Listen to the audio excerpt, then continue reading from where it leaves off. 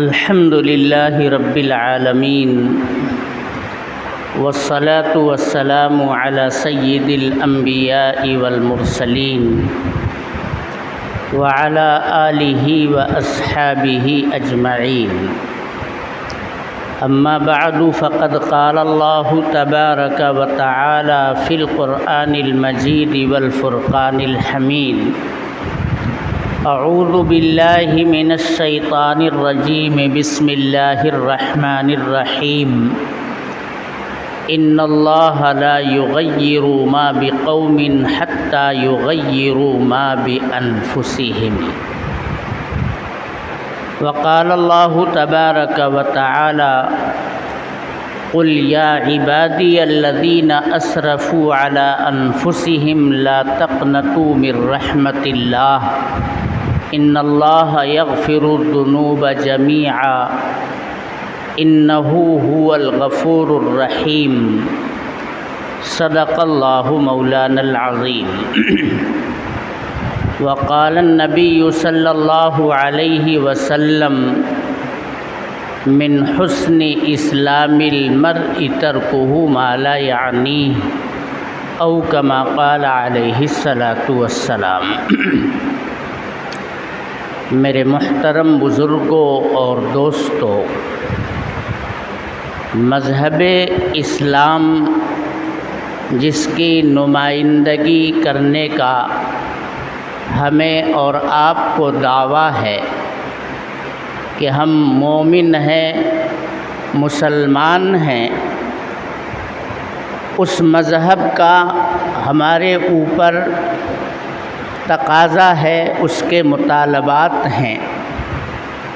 اگر ہم مذہب کے مطالبات کو پورا کریں گے اور اس کے تقاضوں پر عمل پیرا رہیں گے تو سرخروئی، ظفر مندی یہ ہمارا مقدر بنے گی. قرآن اس کے بارے میں کہتا ہے: انما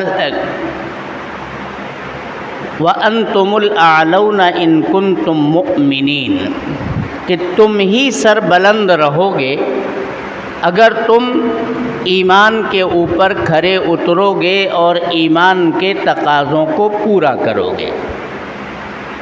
مومن ہونے کا صرف یہ مطلب میرے محترم بزرگوں اور دوستوں نکال لینا کافی نہیں ہے کہ ہم تو ایمان والوں کے گھر میں پیدا ہو گئے، مومن ہو گئے. یقیناً اللہ تبارک و تعالیٰ کا یہ فضل اور اس کا احسان ہے کہ مومن کے گھر میں پیدا ہونے والا بچہ خود بخود مومن ہو جاتا ہے. یہ اللہ کا کرم ہے. لیکن پھر اس ایمان کو صیقل کرنا، اس کو روشنی دینا، اسے چمکانا، اسے نکھارنا، اسے بنانا، یہ جیسے جیسے ہم شعور کی منزل پر قدم رکھتے ہیں ہماری ضرورت خود کی بن جاتی ہے.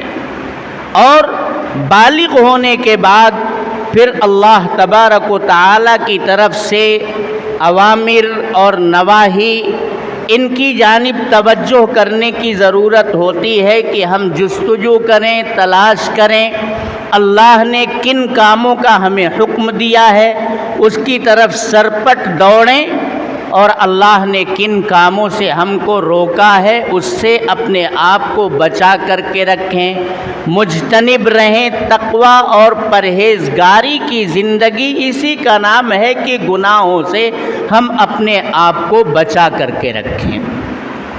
جناب محمد الرسول اللہ صلی اللہ علیہ وسلم تفریق نہیں کرتے تھے. آپ کی آغوش میں، آپ کے دامن رحمت میں جو بھی آتا تھا آپ علیہ الصلاۃ والسلام پوری طلاقت وجہ کے ساتھ، پوری بشاشت کے ساتھ ہنسمکھ ہو کر کے آپ اس کا استقبال کیا کرتے تھے. وہ کالا آئے، وہ گورا آئے، وہ مرد آئے، وہ عورت آئے، وہ کہیں کا باشندہ ہو، کسی بھی نسل اور برادری سے وہ تعلق رکھتا ہو، امیر ہو، غریب ہو، مالک ہو، مملوک ہو، سب کو جناب محمد الرسول اللہ صلی اللہ علیہ وسلم اپنی دامن رحمت کے اندر جگہ دیا کرتے تھے۔ مذہب اسلام کسی تفریق کا قائل نہیں ہے، وہ ذات پات کی سیاست بالکل نہیں کرتا ہے، اس کا دامن بہت وسیع ہے۔ اور یا ایھا الناس قولوا لا الہ الا اللہ تفلحون، یہ ہے دامن اسلام کی وسعت بھرا پیغام کہ نبی اکرم صلی اللہ علیہ وسلم نے تمام انسانیت کو یہ پیغام سنایا کہ آ جاؤ، اگر فلاح چاہتے ہو، اگر کامیابی چاہتے ہو، اگر دنیا کے اندر شر اور فساد کا خاتمہ چاہتے ہو، امن و امان کی تشہیر کرنا چاہتے ہو، برپا کرنا چاہتے ہو روئے زمین پر، تو ایک خدا کو اپنا معبود مان لو اور اسی کی محبت میں سرشار ہو کر کے اپنی زندگی گزارو، جو روڑے ہیں انہیں ہٹاؤ اور شاہراہ جنت کو بالکل صاف کرنے کی ہمیشہ جد و جہد کرو، یہ دنیا بھی امن کا گہوارہ بن جائے گی۔ جناب محمد الرسول اللہ صلی اللہ علیہ وسلم کے اس پیغام کے اندر صرف حجاز مقدس یا مکہ کے باشندوں کو مخصوص نہیں کیا گیا، بلکہ عام انسانیت کے لیے آپ کا یہ خطاب تھا کہ اے تمام انسانوں، اس کلمے کے اوپر کھڑے ہو جاؤ، فلاح اور کامیابی یہ تمہارا مقدر بن جائے گی۔ اور آپ علیہ الصلاۃ والسلام کی پوری زندگی اٹھا کر کے دیکھیے، جو بھی آپ کے سامنے آ کر زانوئے تلمذ طے کرتا ہے، جو بھی آپ علیہ الصلاۃ والسلام کے دست حق پرست پر آ کر کے مومن اور مسلمان بنتا ہے، آپ علیہ الصلاۃ والسلام نے اس کے لیے میرے دوستو اپنے دل میں جگہ دی، اپنی مسجد کی صفوں میں، اگلی صفوں میں جگہ دی۔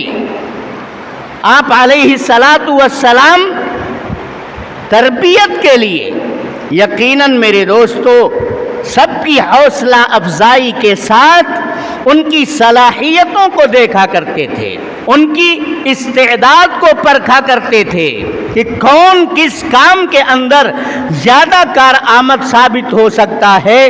آپ علیہ الصلاۃ والسلام اسے اسی کام کے لیے منتخب فرمایا کرتے تھے۔ نوجوانوں کو جناب محمد الرسول اللہ صلی اللہ علیہ وسلم نے خاص طور پر بنانے کے لیے نشانے پر رکھا۔ آپ کی بارگاہ میں نوجوان آتے تھے، انہیں جناب محمد الرسول اللہ صلی اللہ علیہ وسلم اپنے اس چھوٹے سے چبوترے پر، جو اس وقت کا اسلامی جامعہ اور یونیورسٹی میرے دوستوں کہا جائے تو کم نہیں، جسے ہم صفہ سے تعبیر کرتے ہیں، وہاں ہر قسم کے لوگ، لیکن نوجوانوں کو خاص طور پر نبی اکرم صلی اللہ علیہ وسلم سے دلچسپی، اور نوجوانوں میں حوصلہ بھی ہوتا ہے، جو بات ان کو دل میں گھر کر جاتی ہے وہ اس کے لیے فریفتہ ہوتے ہیں، دیوانہ بن جاتے ہیں، اور اسے انجام تک پہنچانے کی ان کے دل میں ایک امنگ اور فکر پیدا ہوتی ہے۔ صحابہ کرام میں نوجوانوں کا طبقہ دن بھر نبی اکرم صلی اللہ علیہ وسلم کی خدمت میں رہ کر کے اس صفے کے اوپر آ کر سیکھا کرتا تھا۔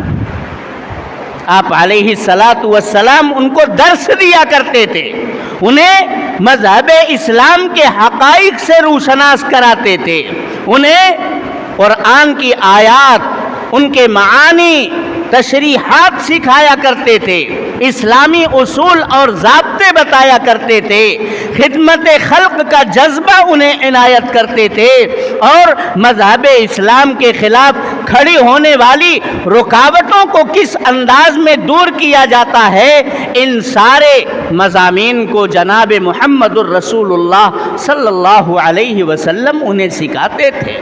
نوجوانوں کے لیے وہی صفہ دن کی درسگاہ تھی، اور راتوں میں وہ وہیں جناب محمد الرسول اللہ کے انتظار میں سو جاتے تھے، گویا وہی ان کے لیے قیام کی جگہ بھی بنا ہوا تھا۔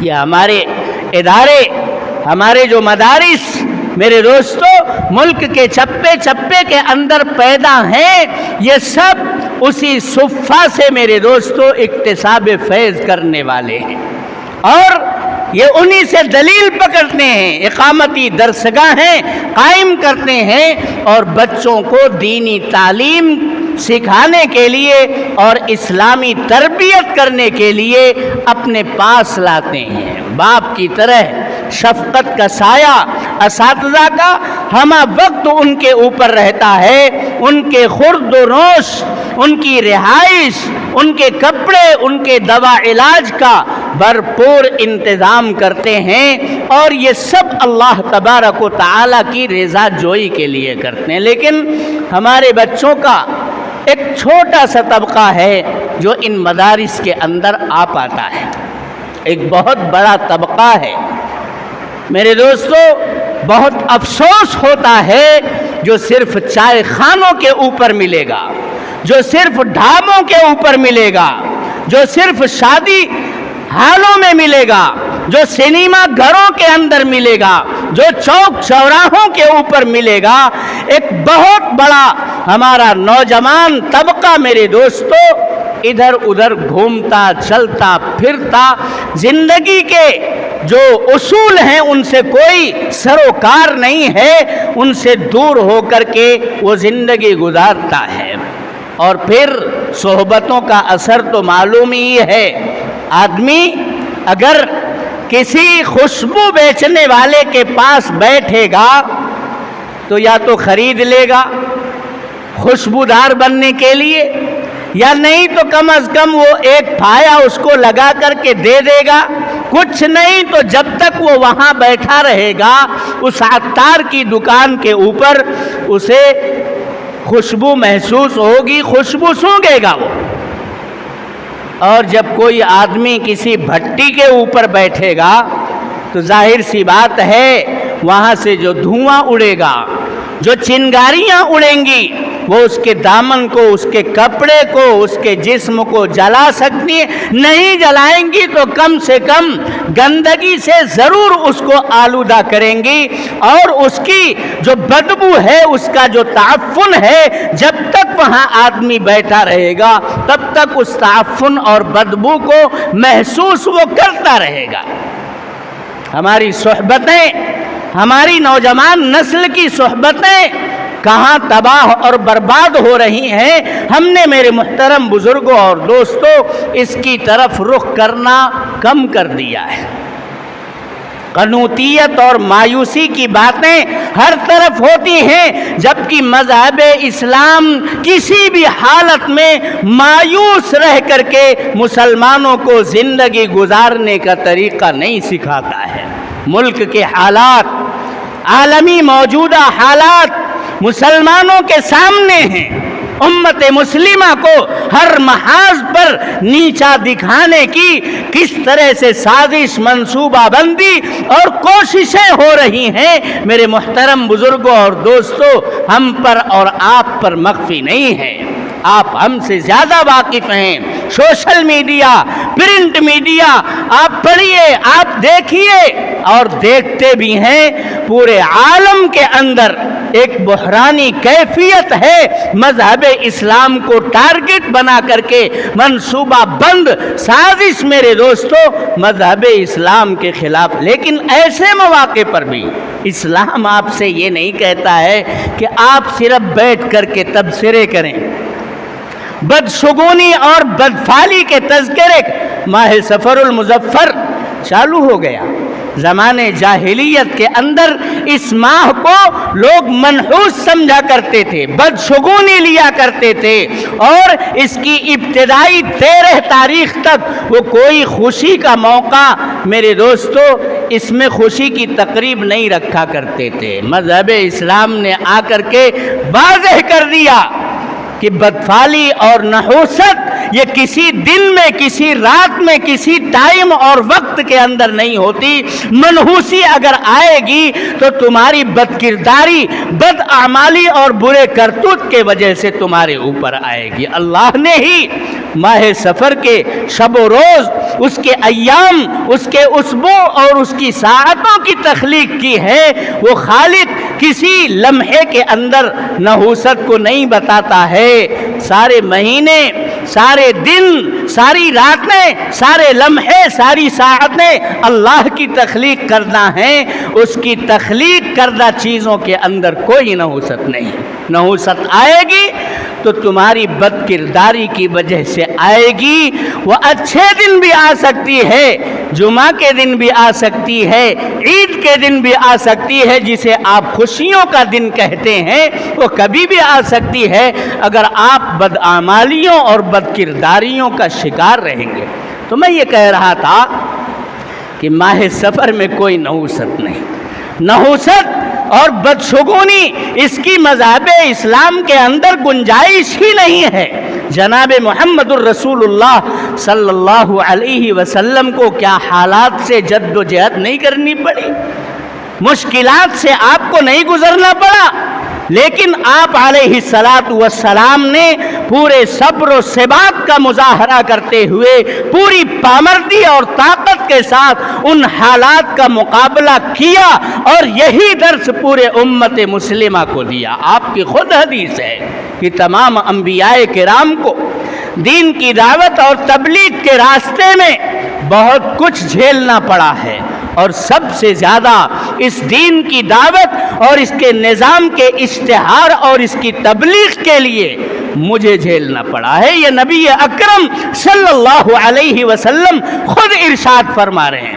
لیکن صحابہ سے یہ روایت بھی سامنے آتی ہے کہ آپ علیہ الصلاۃ والسلام کو کبھی بھی ہم نے مایوس ہو کر کے بیٹھا ہوا نہیں پایا، چی بجبی ہو کر کے ایام کی نحوست بیان کرتے ہوئے، اپنی مایوسی کا اظہار کرتے ہوئے کبھی نہیں پایا۔ جب بھی دیکھتا تو کھلتے گلاب کی طرح آپ کے چہرے کے اوپر مسکراہٹ سجی رہتی تھی۔ یہ صورتحال تھی، تمام تر مشکلات سے نبرد آزما ہے، ہر طرف سے حملوں کے خطرات ہیں، اس کے باوجود بھی آپ کی مجلس میں پہنچنے والا آپ کے تبسم کو، آپ کی مسکراہٹ کو دیکھ کر کے اپنے غم کو غلط کر لیا کرتا تھا۔ لوگ مایوسی کے عالم میں آپ علیہ الصلاۃ والسلام کی بارگاہ میں پہنچتے تھے اور ہنستے ہوئے آپ علیہ الصلاۃ والسلام کے پاس سے واپس آیا کرتے تھے۔ تو حالات ہیں، ہم سب واقف ہیں، ملک کے اندر بھی امت پر حالات ہیں، ملک سے باہر کی دنیا میں بھی امت کے اوپر حالات ہیں۔ تو کیا حالات سے مایوس ہو کر کے بیٹھ جانا، یہ سیرت کا کہیں پر آپ بتا دیجئے سبق اور درس ہو تو ہم بھی مان لیں گے۔ کبھی آپ علیہ الصلاۃ والسلام مایوس نہیں ہوئے۔ غزوہ احزاب جس کے اندر تمام مشرکین اور کفار نے ایک ایسا منصوبہ بنایا تھا کہ قبیلے غطفان کو اور یہودی جو مدینہ کے اندر رہتے تھے ان سے بھی ساز باز کر کے سب کو اپنا حلیف بنا لیا تھا، اور کفار مشرکین کے جو مختلف قبائل تھے سب کو جمع کر لیا تھا۔ حزبن کے معنی گروہ کے آتے ہیں۔ اس غزوہ کو غزوہ احزاب اس لیے کہا جاتا ہے جو سن غالباً 5 ہجری کے اندر غزوہ احد، جس کو غزوہ خندق جس کو کہا جاتا ہے، آپ علیہ الصلاۃ والسلام کے خلاف اور آپ کے ماننے والے صحابہ کے خلاف، ایمان والوں کے خلاف تمام گروہ اور جماعت ایک ساتھ مل کر کے آ رہے ہیں۔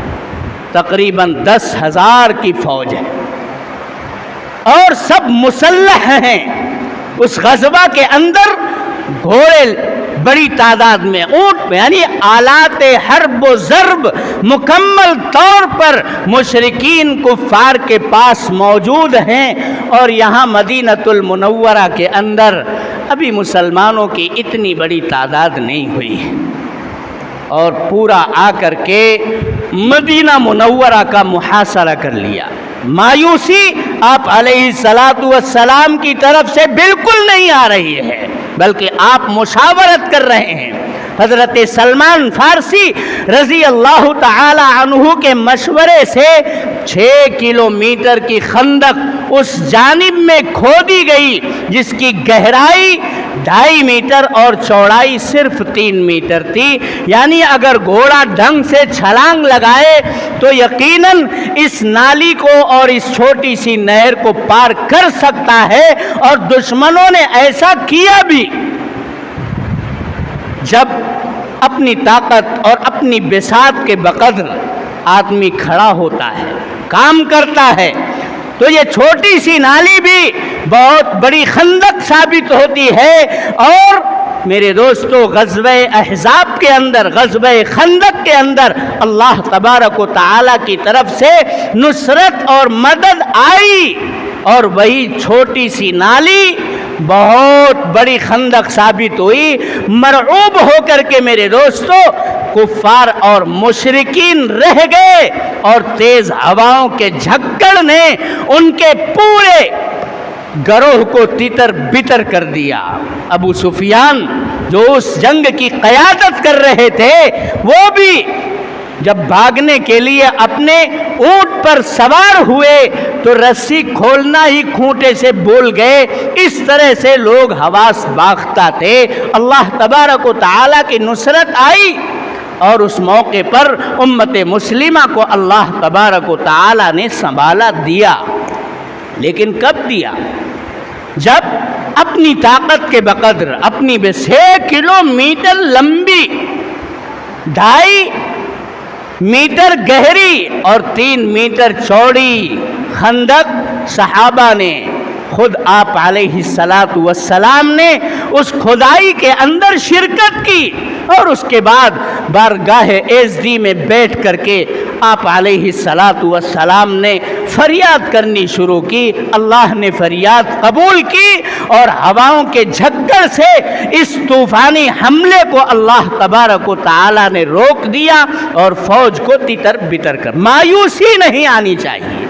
आपके पास जितनी सलाहियत है, जितनी ताकत है, आप पुरअमन तरीक़े पर कानून के दायरे में रहते हुए आप काम कीजिए। सबसे पहले तो अपनी इस नौजवान नस्ल को इस्लामी उसूल पर, इस्लाम के ज़ाब्ते पर, इस्लाम के फ़रोग़ के लिए खड़ा करने पर हम और आप खड़े हों। नबी अकरम सल्लल्लाहु अलैहि वसल्लम ने नौजवानों की नौजवानी को ज़ाय नहीं होने दिया। उनके लिए बशारतें इरशाद फरमाई। जहाँ 6 तबके के लोगों को कल क़यामत के रोज़ साया रहमत इलाही में जगह मिलेगी। मेरे दोस्तों, इन 6 तबके में एक तबका उन नौजवानों का आप अलैहिस्सलातु वस्सलाम ने बताया जो अल्लाह की फर्मा बरदारी और उसकी मर्जियात पर अपने शब रोज़ गुजारते हैं। उन्हें भी अल्लाह तबारक व तआला अपने साया रहमत के अंदर कल मैदान महशर में जगह इनायत फरमाएंगे। आप अलैहिस्सलातु वस्सलाम के बारगाह में एक गरोह आकर के मुसलमान होता है। आप जानते हैं कि नमाज कौन पढ़ाएगा? जो आलम होगा नमाज के मसाइल से, जो अच्छा कुरान पढ़ना जानता हो, जो उसके वाजिबात, फ़राइज़, सुनन और आदाब से वाकिफ़ हो। नौजवानों के अंदर जितना हिफ्ज़ और याददाश्त की सलाहियत है, आपको मालूम होना चाहिए कि बूढ़ों के अंदर वो सलाहियत कम होती है। उस गरोह में अधेड़ उम्र के लोग भी हैं, नौजवान किस्म के लोग भी हैं, और शेख फ़ानी और बूढ़े भी लोग हैं। पूछा गया कि नमाज की इमामत कौन करेगा? आप अलैहिस्सलातु वस्सलाम ने इरशाद फरमाया, जिसको सबसे ज़्यादा कुरान अच्छी तरह से याद होगा वो इमामत और पेशवाई पाएगा। तो आप अलैहिस्सलातु वस्सलाम ने नौजवानों की सलाहियतों को परखा और उनकी सलाहियतों का भरपूर इस्तेमाल किया। आज हमारा नौजवान क्या कर रहा है? नशे की लानत में हमारा नौजवान गिरफ्तार। اسلام کہتا ہے من حسن اسلام المرء ترکہ ما لا یعنی، آپ کسی مسلمان کے بارے میں اگر اچھا ہونے کا فیصلہ کرنا چاہتے ہیں تو اس کے لیے معیار یہ ہے کہ دیکھو وہ لایانی باتوں سے کتنا بچتا ہے۔ ہمارے یہ نوجوان 12 بجے 1 بجے رات تک چائے کے اوپر میرے دوستو چرچا کرتے نظر آتے ہیں، ہوٹلوں کے اوپر چوراہوں کے اوپر کھڑے نظر آتے ہیں۔ یہ بے صلاحیت نہیں ہے، ان کے اندر طاقت ہے، ان کے اندر قوت ہے، ان کی عقلیں روشن ہیں، ان کے دماغ ابھی بھرپور، ان سے کام لیا جا سکتا ہے، لیکن نہیں میرے دوستو، تو پھر صورتحال کیسے تبدیل ہوگی؟ صرف غیروں کی منصوبہ بندی نے ہم کو اس ذلت اور پستی میں نہیں ڈھکیلا ہے، ہماری میرے محترم بزرگوں اور دوستوں غفلت نے ہماری نوجوان نسل کی بے راہ روی، کج فکری اور اسلام کے اوپر ان کے کاربند نہ ہونے نے بھی ہم کو بہت پیچھے ڈھکیل دیا ہے۔ اس لیے ہمیں یہ آیت یاد رکھنی چاہیے، ان اللہ لا یغیر ما بقوم حتی یغیروا ما بانفسہم۔